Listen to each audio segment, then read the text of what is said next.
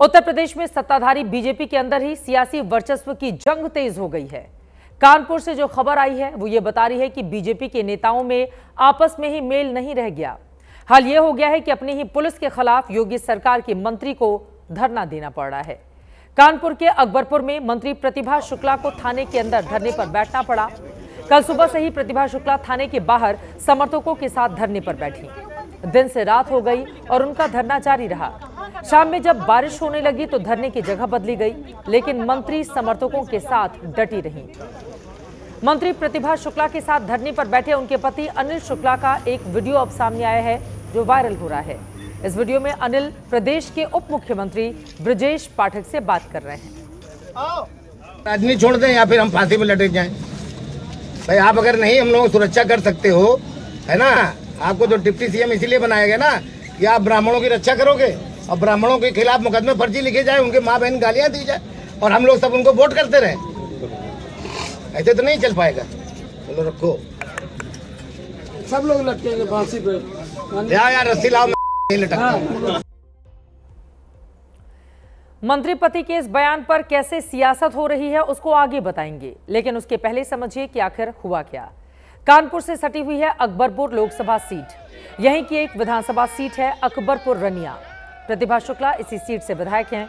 प्रतिभा ब्राह्मण है, जबकि अकबरपुर लोकसभा सीट से बीजेपी के सांसद देवेंद्र सिंह भोले हैं जो राजपूत जाति के हैं। अब कहा यह जा रहा है कि सांसद के समर्थकों के कहने पर मंत्री के समर्थक पर फर्जी मुकदमे दर्ज किए जा रहे हैं। मंत्री प्रतिभा शुक्ला के समर्थक ब्राह्मण जाति के हैं, इसीलिए पूरा मामला कानपुर की सियासत ब्राह्मण वर्सेस राजपूत का हो चुका है। धरना स्थल पर ही मंत्री प्रतिभा शुक्ला के पति अनिल शुक्ला ने पार्टी के सांसद पर खुलेआम निशाना साधा, आरोप लगाए। अगर ये मिनिस्टर न बनाया होता पार्टी ने तो मैं 24 को चुनाव लड़ता। अब भोले सिंह को औकात बता देता उनको। क्या बात कर रहे हो तुम? जीत पाते चुनाव? आप बताओ, जीत पाते नहीं? तो फिर कहीं जहाँ इतना हारे तो कहा एक भी अभी हारता। लेकिन हमने जो है कि हम इनकी मदद की और अपील सबको किया कि नहीं सब लोग वोट दो, पार्टी के मान सम्मान की बात है। आज जो है आज उनके आदमी जो है गुड्डन सिंह जैसे लोग यहाँ बैठ के थाना चलाएंगे, क्या थाना वो चलाएंगे? अपनी ही पुलिस के खिलाफ प्रदेश के मंत्री का इस तरह से उतरना अपने आप में कई सवाल खड़े कर रहा है।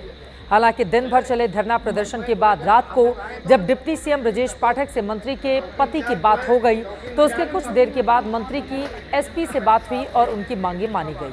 फर्जी मुकदमा दर्ज करने के मामले में चौकी इंचार्ज को निलंबित किया गया।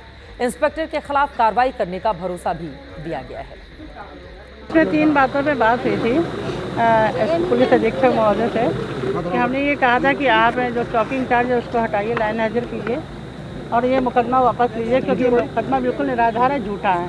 कहीं इस तरह की कोई बात नहीं थी, किसी गाली वाला नहीं हुआ था। उन्होंने आश्वासन दिया है कि चौकी इंचार्ज को सस्पेंड किया है, लाइन हाजिर किया है।